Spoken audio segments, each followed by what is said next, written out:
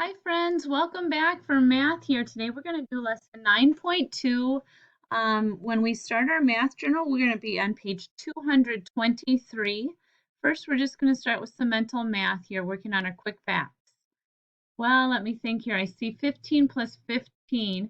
I know 15 and 15 is 30, plus 10 more, which would be 40.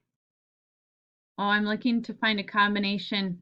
Oh, this helps me. Don't you see 19 and 11? I think that's, yeah, if I add that 1 and a 9, that's 10. So 10 and 10 is 20, and 10 more is 30. Plus 20, that would be 50. Oh, you guys are really getting fast at that mental math. Impressive.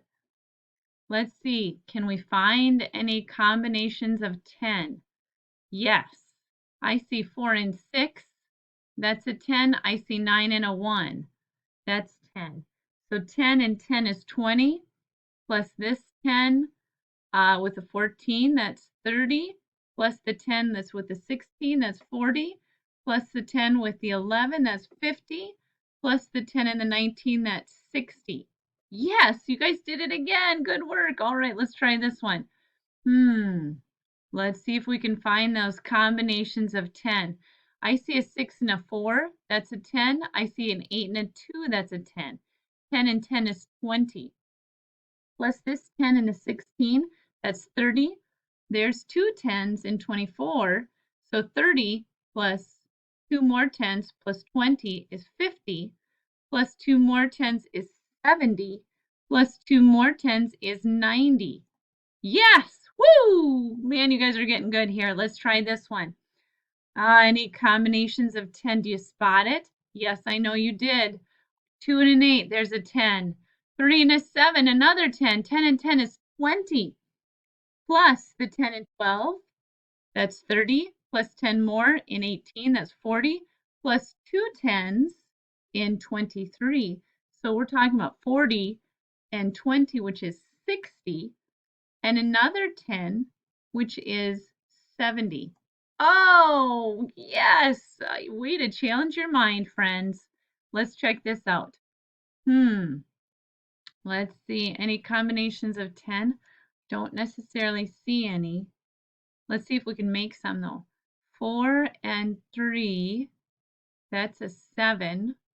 Plus 2 is a 9. Plus 1 is 10. So if I'm adding just the numbers in the ones column, there's 10. Plus this 10 in the 11, that's 20. A 10 in the 12, that's 30. Two more 10s in 23, that's 50. And another 10 in 14, that's 60. Yes. All right. Let's see here, friends. Any combinations of 10? Well, I don't see anything, so I'm just going to grab some numbers here in the ones column. 4 and 3, that's 7, plus 1 is 8, plus 1 is 9. And now I'm going to add 9 plus two 10s, 9 plus 20, which is 29, and another 10 in the 11, that would be 39. Two more 10s in 23, that's 59. And two more 10s in 24, that's 79. Yes. All right, good work, friends. Way to challenge your mind. Here we go. Do you see any 10s? Yes, you do. You found it, didn't you? I see an 8 and a 2. 8 and a 2, that's a 10. And then I see a 5 and a 1, so that's 6.